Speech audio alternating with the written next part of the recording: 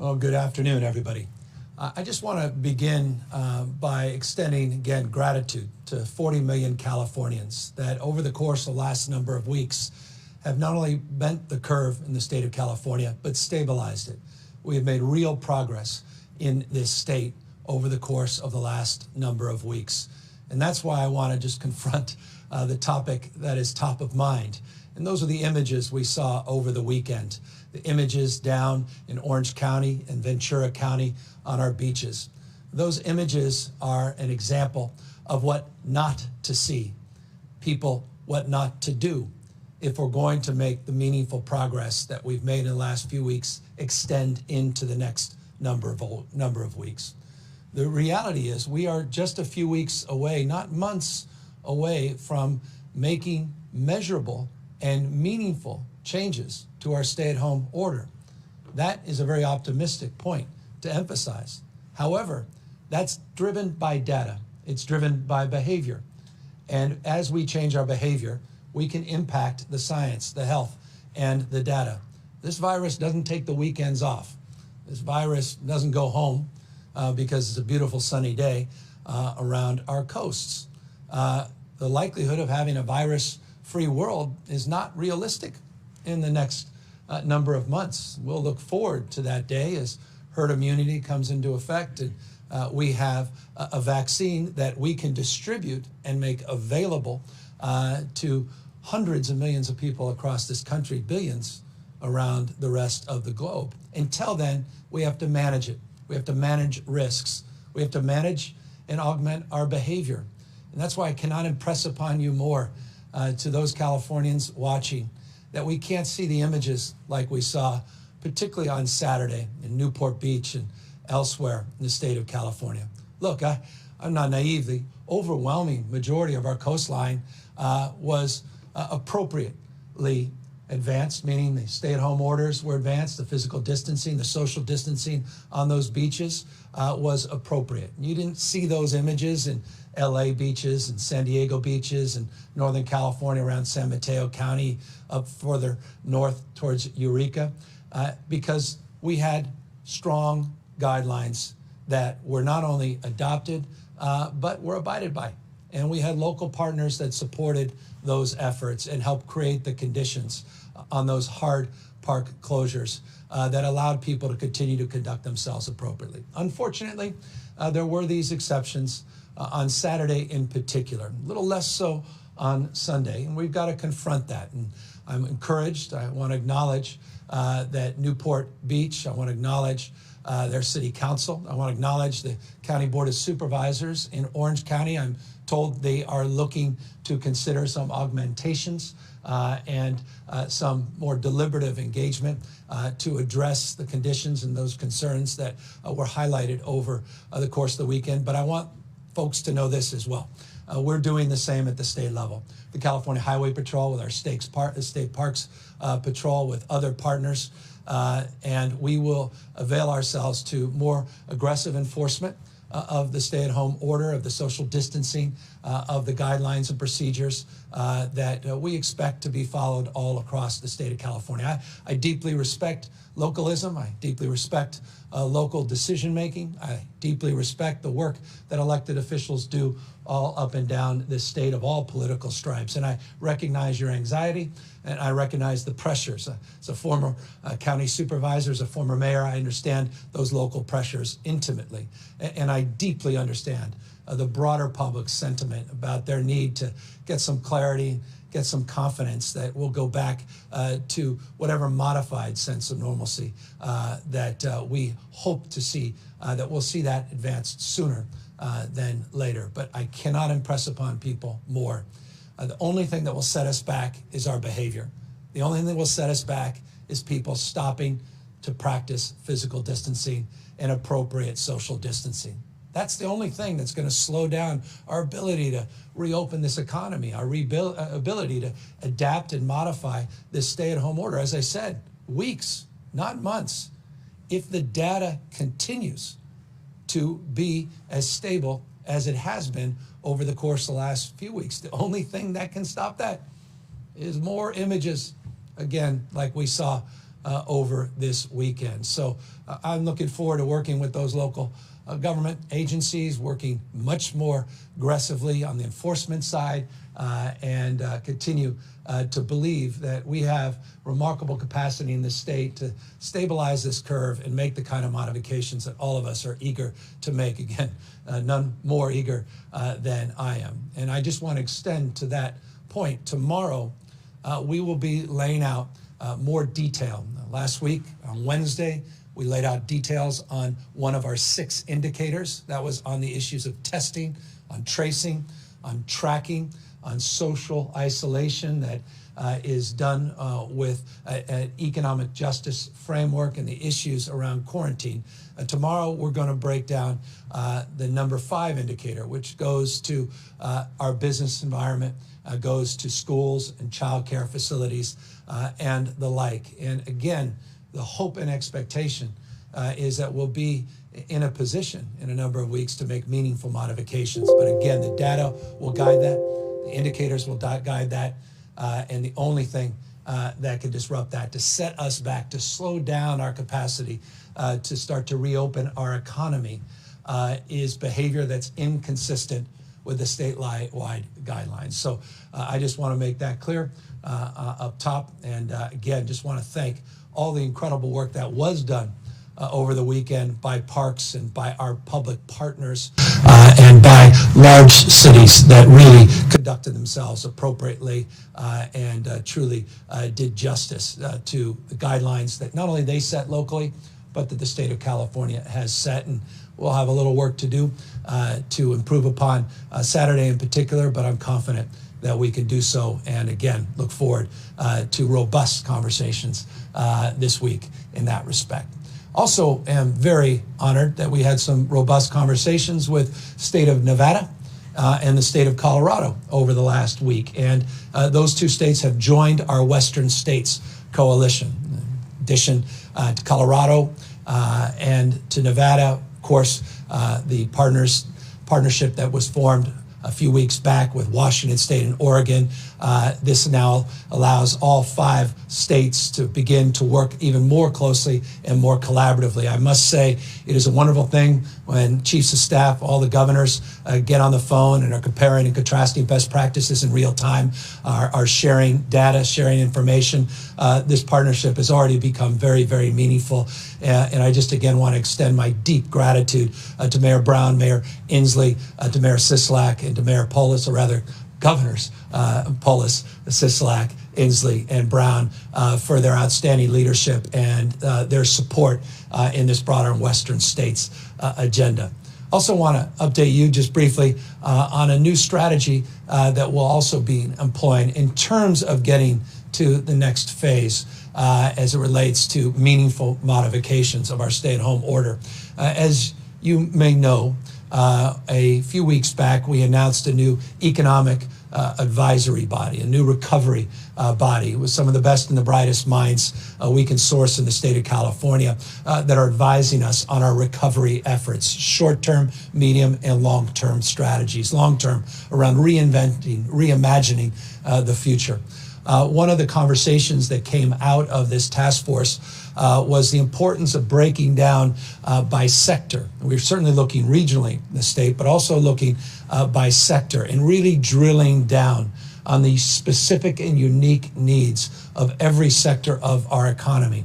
In an effort to further that cause and to do so with some transparency, we're inviting the press and others in on a series of digital roundtables that I'll be hosting with leaders in small businesses, medium and large businesses by sector, also bringing in customers and bringing in experts from our advisory committee to help guide the conversations, to really start to break down not just broad strokes, hospitality or retail, but by type of retail, by type of sector within the broader sector of hospitality, bars, restaurants, and the unique nature of dining experiences with tablecloths, without tablecloths, and the issues of bars and restaurants that are combined, issues of different types of licenses and different types of retail, those that could do curbside pickup, those that aren't necessarily afforded that because of the way their physical construction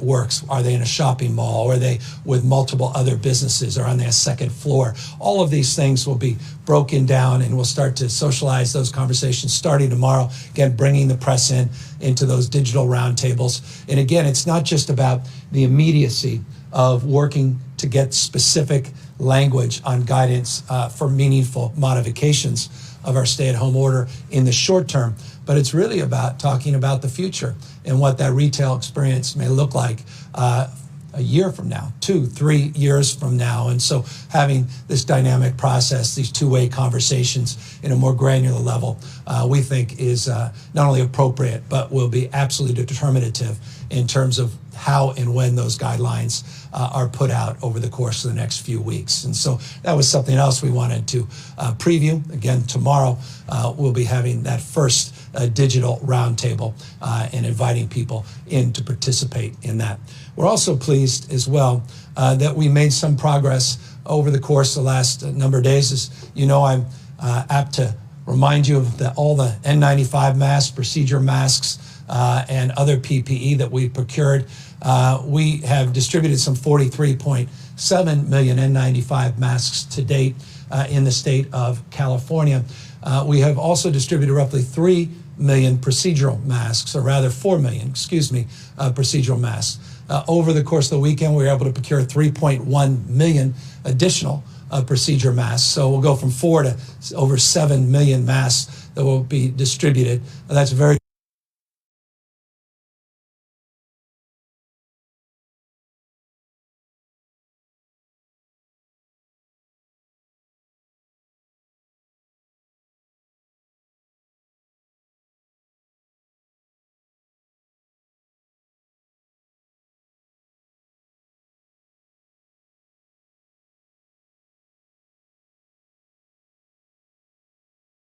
continue the physical distancing.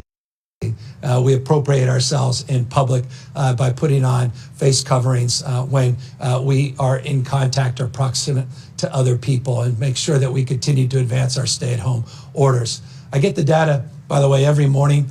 We have a dashboard that's provided on movement, number of companies we're working with that provide that. We made those public a few months ago. We actually showed some of that data here a few weeks back. It says what we all know. Not only did we see an increase in movement and mobility over the weekend, but we've seen week to week, particularly in the last 2 weeks, a modest increase. The vast majority of you are still socially distancing and are abiding by the stay-at-home order. And not everybody that's moving, even an increase in movement, are doing so inappropriately. But it does suggest, again, that we are seeing movement all across the state of California. And boy, it wasn't just anecdotal, those photographs from those 2 counties and the beaches this weekend. We saw specifically data and movement to the beaches that only reinforced that data from a very statistical perspective. But again, data and science and health will drive our decision making.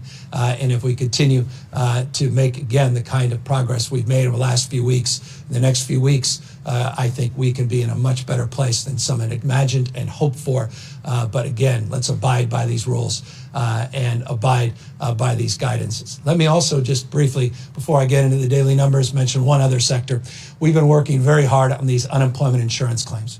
Some $4.4 billion has been distributed, $4.4 billion since March 15th, just since March 15th. It's unprecedented amount of money that has been distributed. 4.3 million checks have been cut, and we continue to see claims increase. The rate of growth is a little more modest than we saw a few weeks ago, but again, in record territory.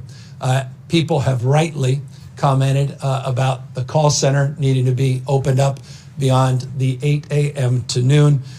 We did so a week ago, 8 to 8, 7 days a week. People then rightly commented they're having a hard time getting because of the call volume, getting a human being to answer, and have expressed frustration. We have acknowledged that frustration on multiple occasions, and we've leaned in. We announced 1,340 people have been redeployed to help support our unemployment insurance claim process, including supporting the call center, just for the purposes of additional information and advancing that conversation further. We added 600 additional people to that task in the last few days. Later this week, we will be putting text capacity to answer questions by text, so SMS. That will go into place in the next few days. We put a new chatbot up a few days ago on the most frequently asked questions. Again, all about reducing the stress, reducing the volume. I mentioned just before the weekend that we were integrating some of the work around call centers and making sure that we're putting different protocols in place. That substantially started to take shape over the weekend. We're not out of the woods by any stretch of the imagination. Let me tell you why. Just last week, 15 million calls came in to that call center, 15 million. And over 1 million minutes were spent, 1 million minutes with a human being answering questions. So one of the things we recognize we need to do is reduce that call volume. We think the SMS, the texting will help in that effort. These chatbots will certainly, we believe, help in that effort. And we're also looking at some of the rules and regulation to loosen them up in terms of the need to make as many inquiries. That's also an important thing that we started doing late last week into the weekend, and hopefully it'll be bearing fruit later this week. So just know we get it. We're doing everything in our power to get it done. I'm not going to sit here and complain about old IT systems, except we have an old IT system. And let me just acknowledge head on, that's not the only old IT system in government. Interestingly, this has long been a point of passion for me, large-scale IT procurement. And while we were making some progress over this last year, we recognize we have a lot more progress that needs to be made, including the Department of Motor Vehicles, lest I not remind you of their infamous IT system. These things can't change overnight, but no, we're working day and night to begin to do justice to your expectations and your rightful demands for performance from the state of California and all of our partners at the local level. And we're committed to doing better every single day. So I just wanted to update you on unemployment insurance claims as well. As we do every day, I also want to update you on some trend lines before their headlines as it relates to the data that comes in on the number of deaths, hospitalization, number of positives in the state of California. Over the weekend, we started to see a modest decline from that peak last week in the number of lives lost. Over the last 24 hours, 45 lives lost. Tragic. Again, human beings, not just numbers, not just a statistic, but encouraging sign nonetheless. Over the course of the last number of days from that peak into last week. We'll see where it goes in the next few days. Always a point of caution, lagging indicator, but that number down from over 100 just a number of days ago. We did see 1,300 new individuals test positive for COVID-19, but we're also seeing substantial improvement in our total testing. Now over 553,000 tests have been performed in the state of California. We're starting to hit those benchmarks that we laid out to you in terms of substantially increasing our testing. I should just note, we're also seeing those benchmarks of commitments I made last week on those 80 new testing sites from OptumServe. First one up there now in Humboldt, focusing on rural Californians, others going out in real time today and through the next week. Also Verily, the partnership with Verily, we talked about a number of weeks ago with Google. They're also focusing on places like East LA, inner city California, not just in the rural parts of the state. So not only are we increasing the numbers of tests, I just want to make sure people understand where we are testing is becoming more appropriate to the needs of 40 million Californians. And so we're trying to meet people where they are as opposed to demanding they meet where we are. Again, a lot of progress in that place, and that progress will certainly help us with those green lights of indicators moving forward with these meaningful modifications of the stay-at-home order that all of us are looking forward to. So that's the number of positives, over 1,300 more in the last 24 hours. The number of hospitalizations, 1.4% increase. Again, we're seeing some stabilization, decrease, modest increase, decrease, modest increase in the number of people hospitalized. The number of people in ICUs basically flat from yesterday, just one individual more than in the last 24 hours in the ICUs. So again, stabilization, but let's keep it that way. That's why I began talking about the beaches. Why run that? I know, I'll say it again, that 90-yard dash. Who does that? And you're so close when you've been making so much progress. Let's just get through this thing together so that we can go so much farther, so much quicker. The worst thing we do is we start sort of rest on our laurels thinking somehow the virus has decided to take a break or go on vacation. Virus is as prevalent as it's ever been. It's as transmissible as it's ever been. Nothing's changed in that respect. The only thing that changed is our behavior for the better, and that mitigated the spread and has provided us the opportunity to build a foundation where we can then begin to make the modifications. And so again, I just want to encourage people to continue in that spirit and advance in that space, 6 feet apart minimum, practicing social distancing, physical distancing, abiding by the stay at home, and we'll do our part to make adjustments and amendments when the data shows those green lights and the data provides us the indication that we can move there. Hope it's in the next few weeks. I believe it will be, but that's based on our behaviors in the next few weeks. So let's get there together, and let's get there in a much stronger way than we otherwise could. So that's broad strokes, the updates for the day. And again, want to just express great gratitude to all of you that continue to do everything you can to really meet the spirit that this moment requires. And that spirit includes all of you that have signed up for the CaliforniansForAll.ca.gov website to contribute your time, your passion, your expertise to volunteer. It is just a wonderful thing to see those numbers continue to grow and continue to expand in terms of every part of this state, people participating, contributing, supporting their neighbors, supporting one another at this incredibly important time. Let's also keep that spirit of contribution going as well. With that, happy to take questions. Jonathan Ayestas, KCRA News. Hi, Governor. Thank you for taking my question. Earlier, you had mentioned that you had possibly wanted to work with law enforcement agencies to be a little more aggressive with any enforcement.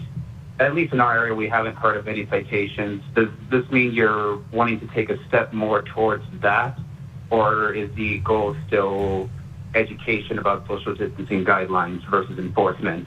Yeah, I appreciate it. No, the predominant focus is education. We did a lot of PSAs. We did paid media. I was very explicit last Thursday, a little bit on Friday, about our concerns and the expectation, particularly in these two counties that had soft openings as opposed to hard closures. And it manifested as we were concerned, though I think because of the great work the state parks and their Parks Patrol and our partners at the local level did, it was mitigated. Look, there were thousands of contacts, particularly on Saturday, substantially less so on Sunday for multitude of reasons. There were no citations or arrests. There were a few warnings scattered all throughout the state of California. I think that's a better approach. I don't want to be punitive. My gosh, someone has lost their job. Last thing they want to do is walk their dog. They're with their kids, and they've got cabin fever, and they just want to take a rest on the beach, and all of a sudden they get a citation. I don't want to see that happen. You don't want to see that happen. None of us do. But if there are people thumbing their nose and abusing it, putting their lives at risk because they're impacting the lives of others, and ultimately setting back the cause of reopening the economy as quickly as we'd like to, I think we may have to do a little bit more. And so I mentioned it a moment ago. Let me mention it again, and to answer your question a little more specifically. We have a all-hands meeting. We have a lot of these meetings, but with this is the principal topic with the Police Chiefs Association, our County Sheriffs Association, CSAC, that's our county partners, and others to see if we can work even more closely together over the course of this next week and the next few weeks so that we can keep this momentum going and not see a setback. Everybody's saying the right things. I think they want to do the right thing, including those local officials that wanted to open up the beaches. I think to their credit, they saw what happened. They've listened to the concerns and some of the criticism that all of us have received. And I think there's an understanding and willingness to work collaboratively together. By the way, it extends not just to enforcement, it's also some strategic considerations. When we talk about hard closures, it's primarily these parking facilities. Soft closures include parking facilities, but you broaden some of the parking restrictions even beyond the formal parking areas. You begin to further the efforts to mitigate a surge of visitors. So there's some other things we can do, and we will be doing a lot more of those things in the next number of days and weeks. Hart, Kaiser Health News. Thanks, Governor. On the testing ramp up that you've discussed, you've talked a lot about increasing testing in rural towns and communities of color that have seen inadequate testing. But what we're hearing a lot about is challenges when it comes to testing and the uninsured population. So can you talk about that and to the extent with which California's testing goals are being complicated by lack of health coverage? Yeah, I have Dr. Galley here could talk more specifically about that. That absolutely should not be an impediment for a multitude of reasons that we have announced, regardless of your status in the state of California, for a multitude of reasons that should not be an issue. But Dr. Galley can fill in more specifically the blanks in terms of what those actions have been and why he feels confident that that's not an impediment. Thank you, Governor. We do continue to stand up sites across the state, targeting areas that haven't had enough testing, haven't had any testing in some areas.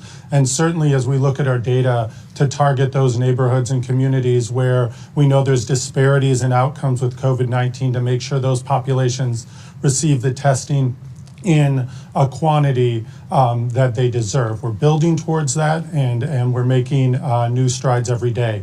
Early on in our response, the governor made some very important moves, indications that our commercial health plans should and will support the payment for COVID-19 testing, regardless of where an individual is or what plan they're a part of.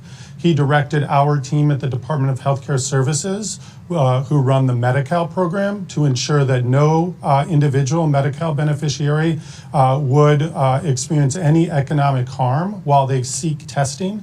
We have worked with our clinic partners to make sure that there's clarification on how that billing arrangement and payment arrangement can be made so that we don't have any issues getting an individual tested. And for those who do not have either commercial insurance or Medi-Cal, those who are uninsured, that we make sure that anyone who runs a test on an uninsured Californian is able to get reimbursed adequately, so that does not become an impediment. We expect to see these questions more and more as individual clinics and individual settings that begin to do more testing begin to ask the question, and we look forward to demonstrating how they can get payment for those tests, so that the community message across California is, if you think you need to be tested, especially as we change our prioritization and testing guidelines of who should and can be tested, that there is no impediment to getting that done. We see it as a very important part of opening or modifying our stay-at-home orders in the weeks to come. So we are dogged in working hard with our county partners, health plan partners, to make sure that this and any other testing impediment is cleared. And Angela, as always, PPE is an issue as well. Accessibility, testing, but you got to have the appropriate amount of personal protective equipment. And so that's why we continue to work so aggressively to make sure we get these masks in particular, but not just masks, gowns, shields, gloves, and other PPE distributed as quickly and assuredly as we receive them. Alex Michelson, Fox 11. Governor, thanks for taking my call.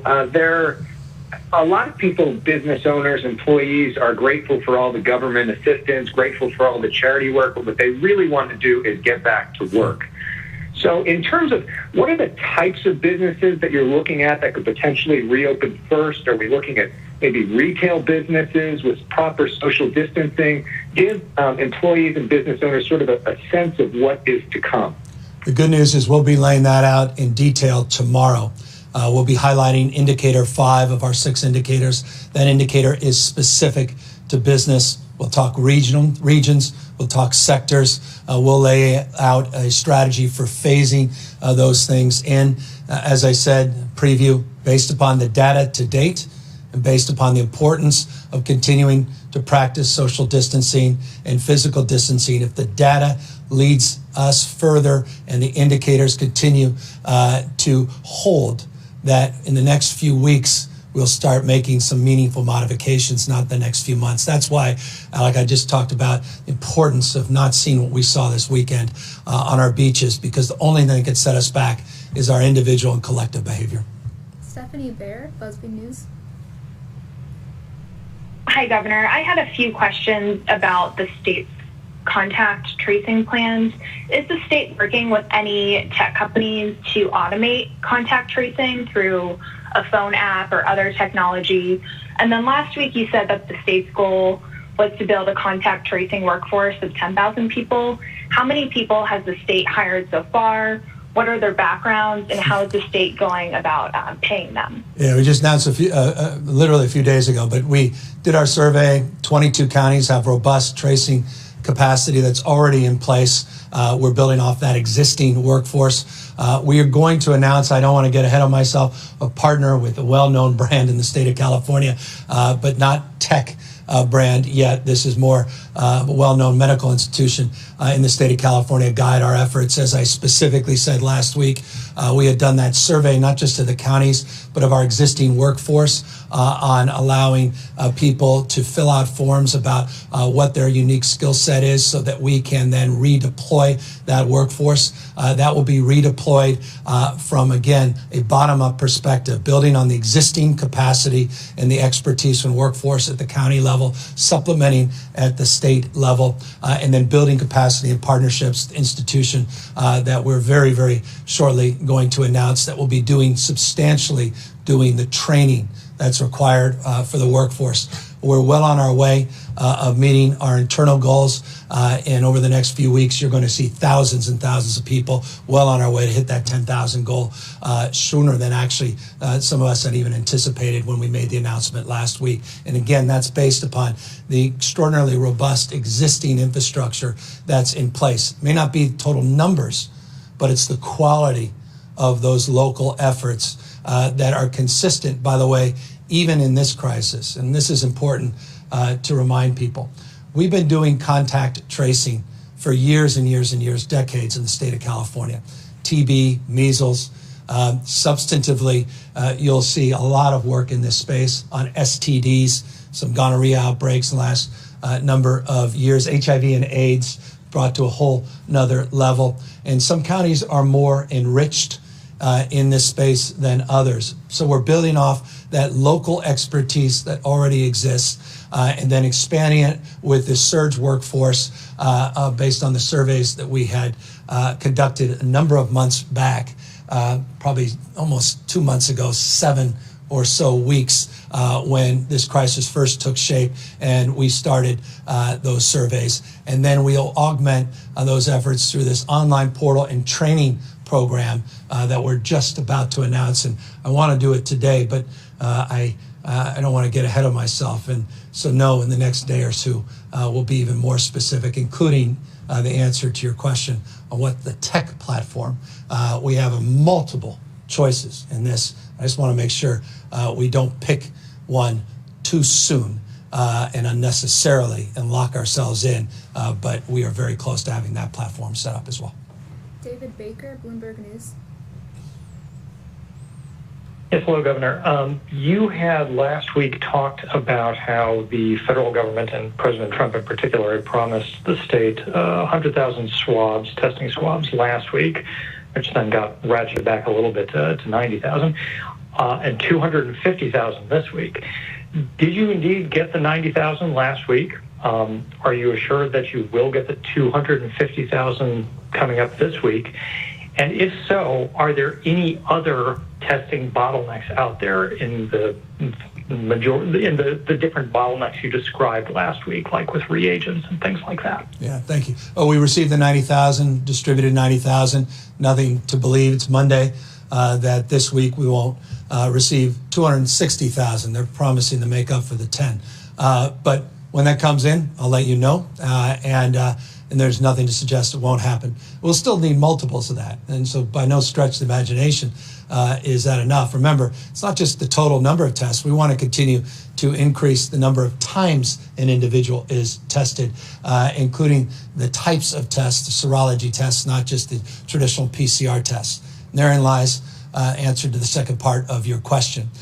Every week we tend to shut one concern down. There's another concern that rears its head. And so you're correct. It was for a while reagents, and then it was specifically RNA extraction kits, and then it was swabs and this last few weeks. But there's also transport media, which I mentioned in the survey of the 251 largest vendors that we have, including our private and public labs, our private partners and public labs that continue to be a problem. Remember, I said in that survey, 50 to 55%, the 251 largest testing providers said swabs was the number one issue. 50% said some of the testing kits, the transport media, the tubes were also a problem. So that continues to be a space where we're doing more and working, not just with our federal partners, but working to procure directly those specific supplies. But look, substantial progress is being made, but by no stretch of the imagination does everybody have ample supplies, including, again, PPE, which is critical in terms of making sure that these tests are conducted at an appropriate level. OptumServe, forgive me for being a little more long-winded, but I want to be precise. OptumServe and those 80 sites we announced last week, those are end-to-end tests, all locked in, all fully loaded in terms of supply and diagnostic capacity.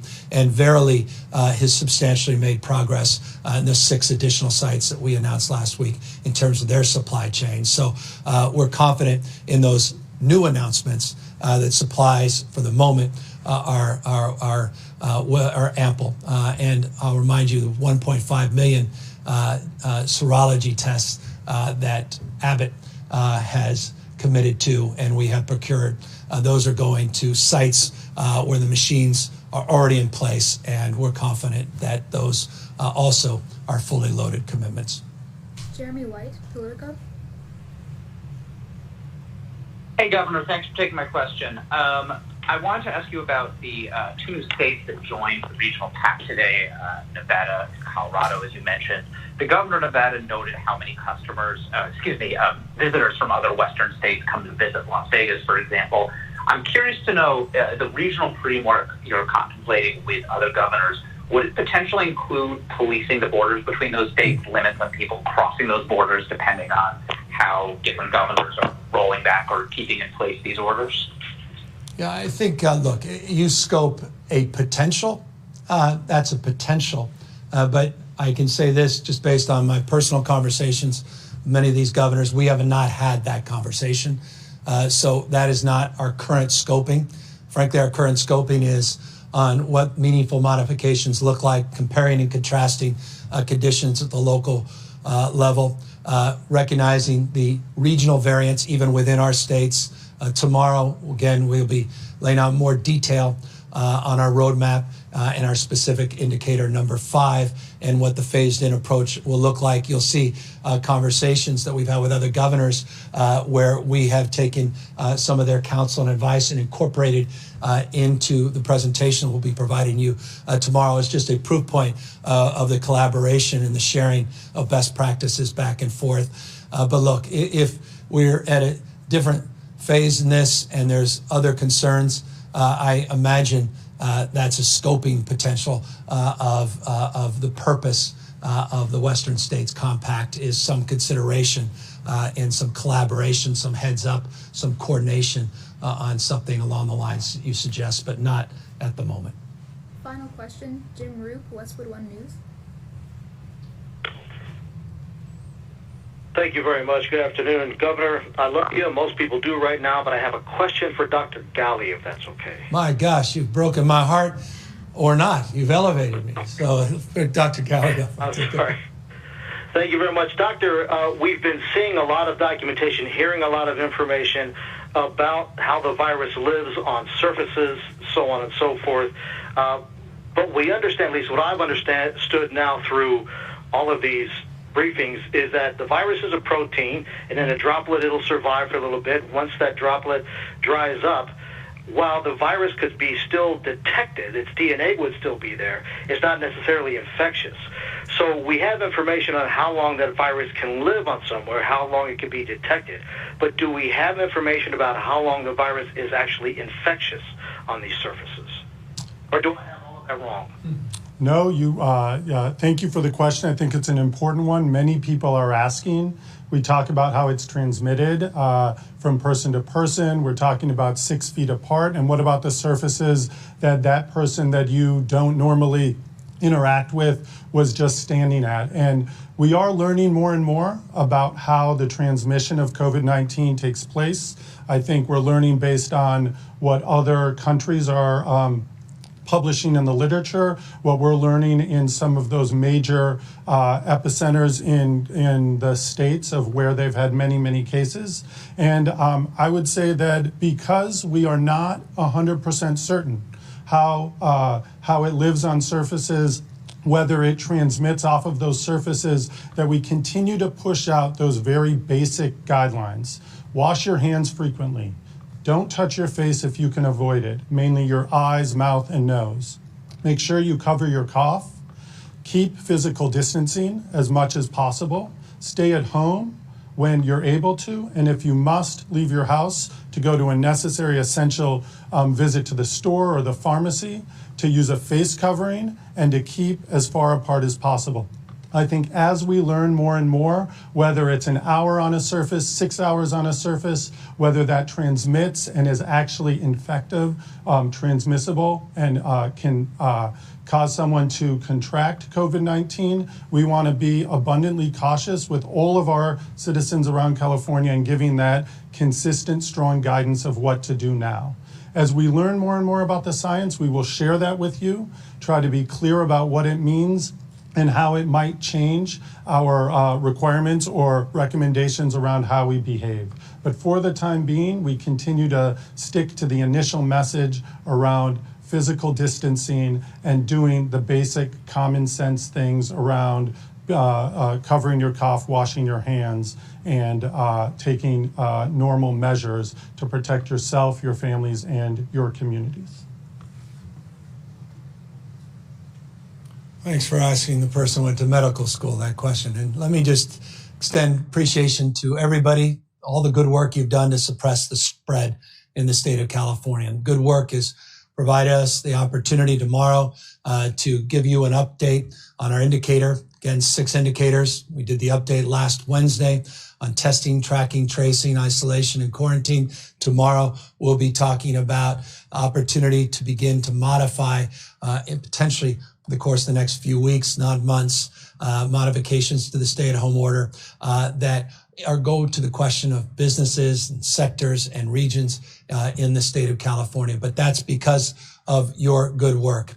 If the data starts to show different things, if the spread is not suppressed, if we go back to our behaviors, pre-COVID-19 behaviors too quickly, then these announcements, these guidances, our ability to get back to modified normalcy will simply be delayed. And so, again, it's in the spirit of collaboration, spirit of expectation, and in the spirit that has defined the last few weeks that I just, implore you to continue to do the great work you've done and continue to tell your friends and family particularly younger folks, that work is not over. The virus is as transmissible as it's ever been. And again, it doesn't take the weekend off. It doesn't take any time off. It is ubiquitous, it is invisible, and it remains deadly. Ask the 45 families who lost a loved one in the last 48 hours. Please, please continue physical distancing, social distancing. Continue to abide by your local and these state guidances, and continue in that spirit of contribution. And as always, I'll end just reminding you, if you feel the urge to contribute your time, your energy, your passion, your expertise, CaliforniansForAll.ca.gov. Take care, everybody.